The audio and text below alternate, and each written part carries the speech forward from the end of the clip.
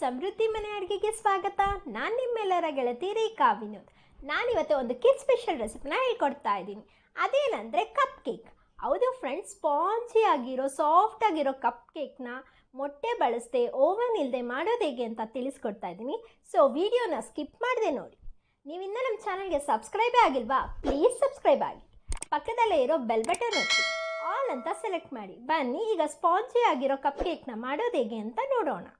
ನಾನಿಲ್ಲಿ 1 ಕಪ್ಪಷ್ಟು ಮೈದಾ ತಗೊಂಡಿದ್ದೀನಿ, 1 ಕಪ್ಪಷ್ಟು ಹಾಲು, ಅರ್ಧ ಕಪ್ಪಷ್ಟು ಸಕ್ಕರೆ, 1/4 ಕಪ್ಪಷ್ಟು ಎಣ್ಣೆ, ಅರ್ಧ ಕಪ್ನಷ್ಟು tutti frutti, 1 tablespoon baking powder, 1 teaspoon baking soda, 2 ಡ್ರಾಪಷ್ಟು pineapple essence, 1 pinch lemon food colour ತಗೊಂಡಿದ್ದೀನಿ. ಮೊದಲು ಸ್ಟವ್ ಮೇಲೆ ಒಂದು ಕುಕ್ಕರ್ ಇಟ್ಕೊಂಡು ಅದರೊಳಗಡೆ ಈ ಥರದೊಂದು ಸ್ಟ್ಯಾಂಡ್ ಇಟ್ಕೋಬೇಕು. ಹಾಗೆ ಇದಕ್ಕೆ ಸ್ವಲ್ಪ ನೀರು ಹಾಕಿ ಪ್ರೀ ಹೀಟ್ ಮಾಡ್ಕೊಳ್ಳೋಣ. ನೋಡಿ ಫ್ರೆಂಡ್ಸ್, ಕುಕ್ಕರ್ ಲಿಡ್ಗೆ ರಬ್ಬರ್ ಆಗಲಿ ವಿಷಲ್ ಆಗಲಿ ಹಾಕೋ ಅವಶ್ಯಕತೆ ಇಲ್ಲ. ಹಾಗೆ ಮುಚ್ಚಿ ಒಂದು 10 ನಿಮಿಷ ಪ್ರೀ ಹೀಟ್ ಮಾಡ್ಕೋಬೇಕು. ಇದು ಪ್ರೀ ಹೀಟ್ ಆಗೋ ಅಷ್ಟೊತ್ತಿಗೆ ಬ್ಯಾಟರ್ ರೆಡಿ ಮಾಡ್ಕೊಳ್ಳೋಣ.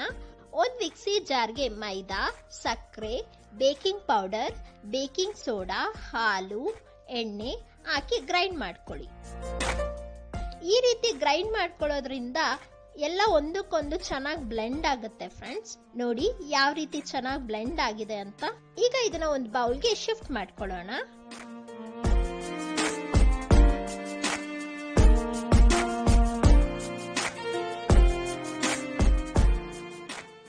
ಈಗ ಇದಕ್ಕೆ 2 ಡ್ರಾಪ್ ಅಷ್ಟು ಪೈನಾಪಲ್ ಎಸೆನ್ಸ್, 1 ಪಿಂಚ್ ಅಷ್ಟು ಫುಡ್ ಕಲರ್, ಟ್ಯೂಟಿ ಫ್ರೂಟಿ ಆಡ್ ಮಾಡ್ತಾ ಇದ್ದೀನಿ.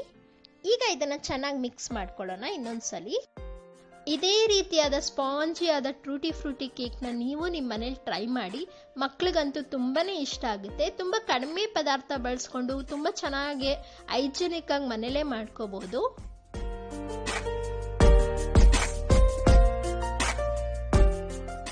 ಈಗ ಬ್ಯಾಟರ್ ರೆಡಿ ಆಗಿದೆ ಫ್ರೆಂಡ್ಸ್. ನೋಡಿ ಕನ್ಸಿಸ್ಟೆನ್ಸಿ ಕೂಡ ಕರೆಕ್ಟ್ ಆಗಿದೆ.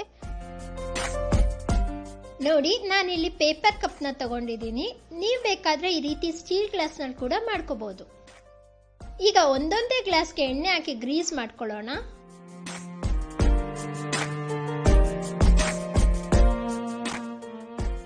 ನೋಡಿ ಈ ರೀತಿ ಎಲ್ಲಾ ಕಡೆ ಎಣ್ಣೆ ಹಚ್ಕೋಬೇಕು.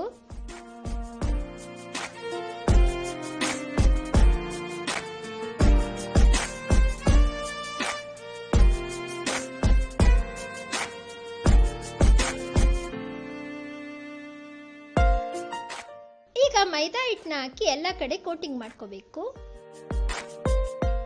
ನೋಡಿ ಈ ರೀತಿ ಮೈದಾ ಹಾಕಿ ಸುತ್ತ ತಿರುಗಿಸ್ಕೋಬೇಕು. ಇದೇ ರೀತಿ ಎಲ್ಲಾನು ಮಾಡ್ಕೊಳ್ಳೋಣ. ಈಗ ಬ್ಯಾಟರ್ನ ಫಿಲ್ ಮಾಡೋಣ ಕಪ್ಪಲ್ಲಿ. ಬ್ಯಾಟರ್ನ ತುಂಬಾ ಹಾಕಕ್ ಹೋಗ್ಬೇಡಿ ಫ್ರೆಂಡ್ಸ್, ಯಾಕಂದ್ರೆ ಅದು ಬೇಕಾದ್ಮೇಲೆ ಉಬ್ಬುತ್ತಲ್ವಾ, ಅದಕ್ಕೋಸ್ಕರ ಸ್ವಲ್ಪ ಸ್ಪೇಸ್ ಬಿಟ್ಟು ಸ್ವಲ್ಪನೇ ಬ್ಯಾಟರ್ ಹಾಕೊಳ್ಳಿ.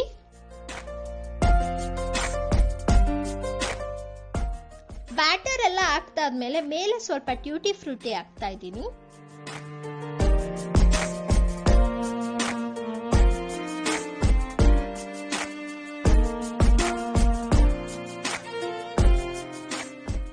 ಈಗ ಕುಕ್ಕರ್ ಕೂಡ ಪ್ರೀ ಹೀಟ್ ಆಗಿದೆ. ಹುಷಾರಾಗಿ ಒಂದೊಂದೇ ಕಪ್ನ ಸ್ಟ್ಯಾಂಡ್ ಮೇಲೆ ಇಡಿ.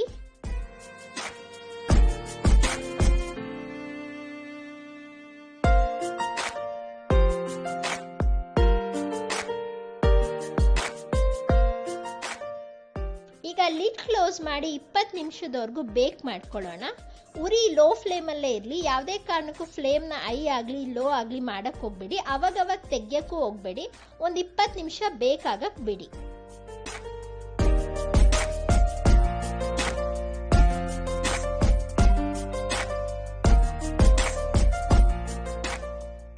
ಈಗ 20 ನಿಮಿಷ ಆಗಿದೆ. ಕಪ್ ಕೇಕ್ ಹೇಗಾಗಿದೆ ಅಂತ ನೋಡೋಣ ಫ್ರೆಂಡ್ಸ್. ಇದು ಆಗಿದೆಯೋ ಇಲ್ವೋ ಅಂತ ನೋಡೋಕೆ ಒಂದು ಟೂತ್ ಪಿಕ್ನ ತಗೊಂಡು ಈ ರೀತಿ ಚುಚ್ಚಬೇಕು. Tooth ಪಿಕ್ಗೆ batter ಅಂಟಬಾರ್ದು. ನೋಡಿ ಅಂಟ್ಕೊಂಡಿಲ್ಲ. ಈ ರೀತಿ ಇದ್ರೆ ಇದೆಲ್ಲ ಚೆನ್ನಾಗಿ ಆಗಿದೆ ಅಂತ ಅರ್ಥ. ಆಗಿಲ್ಲ ಅಂದ್ರೆ ಇನ್ನೊಂದು 2 ನಿಮಿಷ ಬೇಯಿಸ್ಕೊಳ್ಳಿ. ಈಗ ಒಂದೊಂದೇ ಕಪ್ನ ನಿಧಾನಕ್ಕೆ ಕೆಳಗೆ ಇಳಿಸ್ಕೊಳ್ಳೋಣ.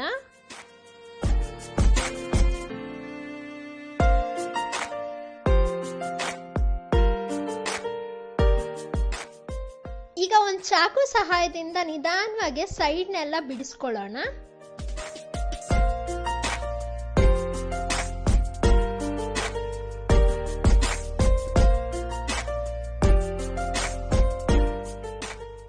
ನೋಡಿ ಫ್ರೆಂಡ್ಸ್, ಎಷ್ಟು ಚೆನ್ನಾಗಿ ಸಾಫ್ಟ್ ಆ್ಯಂಡ್ ಸ್ಪಾಂಜಿಯಾಗಿ ಬಂದಿದೆ ಅಂತ.